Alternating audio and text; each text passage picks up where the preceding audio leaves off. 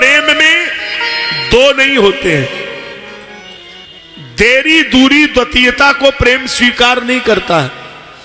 प्रेम उस विधा का नाम है जिसमें तन दो ही होंगे लेकिन मन दो नहीं हो सकते। और यदि मन भी दो हो गए तो समझ लेना कि यह समझौता है, प्रेम नहीं है। चाहे पति पत्नी हो, चाहे प्रेमी प्रेमिका हो, अगर दोनों के तन दो हैं मन एक है तो ही समझिए ये सच्चा प्रेम है। और जहां तन भी दो और मन भी दो तो ये समझौता है, चलेगा नहीं। ये ध्यान में रखने की बात। प्रेम में मन दो नहीं होते, मन एक ही रहता है। तन दो ही होते हैं, मन एक होता है। इसलिए प्रेम में दो की स्थिति नहीं है। अब एक बात और समझाऊं, आपके समझ में आ जाएगा। प्रेमी के जीवन में पकड़ होती है, भक्त में और ज्ञानी में क्या फर्क? भक्त के जीवन में पकड़ होती है और ज्ञानी के जीवन में अकड़ होती है। जहां अकड़ दिखाई दे रही है वो ज्ञान है और जहां पकड़ दिखाई दे रही वो भक्ति है। क्योंकि भक्ति में विनम्रता ही उसका मापदंड है और ज्ञान में अकड़ होती है। इसलिए जो अकड़ने वाले होते हैं उनका कोई बहुत बड़ा रोल नहीं है। क्योंकि अकड़ता कौन है? अकड़ता कौन है? देखो समझ लीजिए, झुकता वो है जिसमें जान है और अकड़ना ये तो मुर्दे की खास पहचान है। मुर्दा अकड़ता है, जिंदा है तो अकड़ेगा नहीं। इसलिए जो व्यक्ति विनम्र है वो समझ लीजिए कि ये भक्त हैं, बड़े विनम्र होते हैं, सदा झुकने की बात, विनम्रता। कई लोग अकड़ में रहते हैं, ये अकड़ना ठीक नहीं, गलत बात।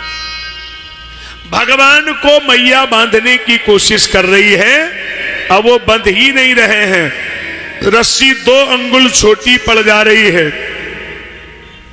अंत में अपने आप बंध गए। अपने आप क्यों बंध गए? अपने आप इसलिए बंध गए कि कोई दुनिया में यह ना सोच ले कि ये किसी साधन से ही बंधेंगे। जैसे कई बार आप सोचते हैं ना कि महंगी वाली मिठाई ले चलो तो बजरंगबली खुश हो जाएंगे। महंगी वाली मिठाई देखकर पुजारी तो खुश हो सकता है, लेकिन बजरंगबली महंगी मिठाई से नहीं, वो तो ये देखते हैं कि भाव कितना महंगा है ना। लेकिन हम लोग यही करते हैं, महंगी मिठाई। यद्यपि भगवान के यहां ये लागू नहीं। एक दिन हमारी मंत्री जी से बात हो रही थी, महेश भैया से, तो हमने उनसे कहा कि देखो मामला हमारा आपका ठीक है, लेकिन आपके यहां और हमारे यहां एक अंतर है। फरियादी आपके यहां भी आते हैं, हमारे यहां भी आते हैं, एक अंतर है। क्या अंतर है? हमने कहा आपके यहां जब फरियादी आता है तो वो नंबर 1 की मिठाई लाता है और नंबर 1 का पैसा लाता है क्योंकि काम करवाना है। और हमारे यहां जब भी आएगा तो दुकानदार को बोलेगा मिठाई दे दो, कौन से भाव की? अरे कोई भाव हो, खानी थोड़ी, वो तो भागवत में चढ़ानी। क्या साहब मुसीबत है, जो नोट कहीं नहीं चलेगा वो हमारे यहां चढ़ा देगा। अब बताओ, अब आरती 1 रुपया का सिक्का कब से बंद हो गया, लेकिन हमारे यहां वही चढ़ाता है। तो बताओ साहब, तो हमारे यहां क्या जो ना चले वो यही चलेगा? तो ये एक बात समझाना चाहता हूं आपको, माता जी लोग भी सुन लें, विनम्र भाव से हाथ जोड़ के कह रहा हूं, इसको अन्यथा नहीं ले। जो भी लोग देश दुनिया में सुन रहे हैं, ये शास्त्र का मत है, जो वस्तु आपको पसंद नहीं है वो कभी किसी दूसरे व्यक्ति को नहीं देना चाहिए। क्षमा करिए, बुरा मत मानिए, हाथ जोड़ के कान पकड़ के कह रहा हूं, तुम्हारे घर में कोई मेहमान आया है, जो साड़ी आपको पसंद नहीं आपने उसे दे दी, तो उम्मीद मत करना कि ये पहनेगी, वो घर में जाके काम वाली को दे देगी। ध्यान रख लीजिए, क्योंकि आप जितने होशियार हैं तो दुनिया पागल नहीं है। तो जो आप स्वयं नहीं यूज करते हैं वो दूसरे को क्यों दे सकते हैं? आप मत दीजिए।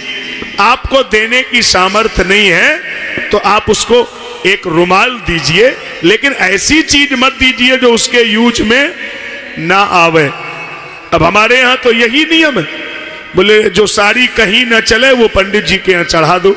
अच्छा बोलो हम क्या करेंगे, बताइए कौन सा मतलब हुआ, ये क्यों चढ़ा दे? अरे भाई आपको जब वो पसंद नहीं है तो वो किसी दूसरे को क्यों देंगे आप? एक छोटा करें, कम करें, थोड़ा करें, लेकिन कभी भी किसी को दें उसमें ध्यान में रखें कि अगर उसको उस चीज से प्रसन्नता नहीं हुई तो वो देने का कोई अर्थ नहीं है।